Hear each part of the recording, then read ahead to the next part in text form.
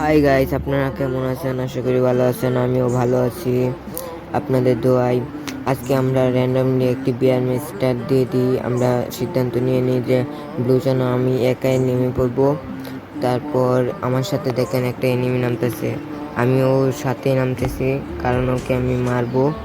দেখতে থাকেন, আমার ভিডিওটা এনজয় করতে থাকেন।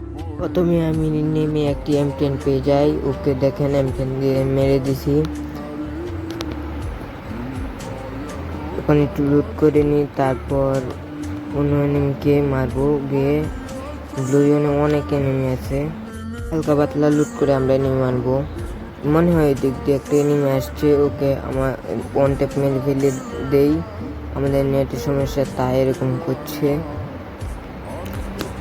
তারপর আমরা হালকা পাতলা লুট নিয়ে নিই, পরে ভিডিওটা আমরা স্কিপ করে দিই, কারণ না হলে ভিডিওটা অনেক বড় হয়ে যাবে। তাই আমরা যেখানে কিল করেছি সেই জায়গায় দিচ্ছি।